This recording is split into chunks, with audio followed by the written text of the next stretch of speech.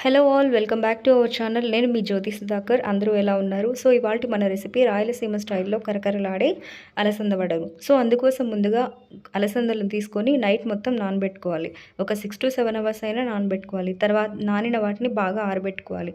బాగా డ్రై అయిన తర్వాత వాటిని ఒక మిక్సీ జార్లోకి తీసుకొని వాటితో పాటు ఒక 3-4 పచ్చిమిర్చి ముక్కలు, అలాగే ఒక హాఫ్ ఆనియన్ ముక్కలు, సన్నగా తరిగిన కొత్తిమీర, రుచికి సరిపడా ఉప్పును కూడా యాడ్ చేసుకొని, అలాగే ఒక 2-3 కరివేపాకు రెబ్బలు వేసుకొని మిక్సీ పట్టుకోవాలి. మరీ మెత్తగా మిక్సీ పడితే వడలు క్రిస్పీగా రావండి.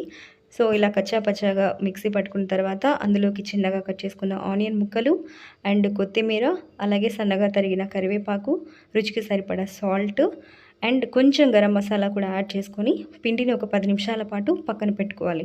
తర్వాత ఒక బాండీలోకి ఆయిల్ వేసుకుని ఆయిల్ కొద్దిగా మీడియం ఫ్లేమ్లో హీట్ అయిన తర్వాత ఒక పాలిథిన్ కవర్ తీసుకొని అందులో మనం తీసుకున్నటువంటి అలసంద మిశ్రమాన్ని ఈవెన్గా స్ప్రెడ్ చేసుకొని మధ్యలో హోల్ పెట్టుకుంటే టేస్టీగా బాగుంటాయండి.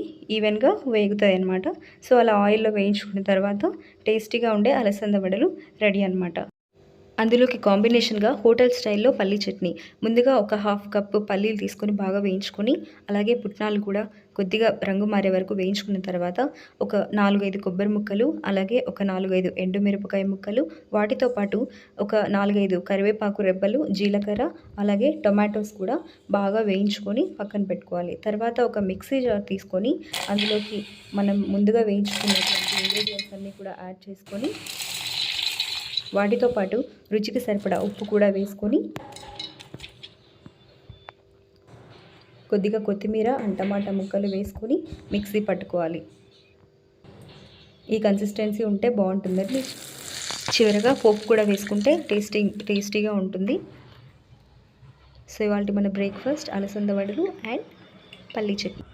If you like the video please like, share and subscribe. Thanks for watching.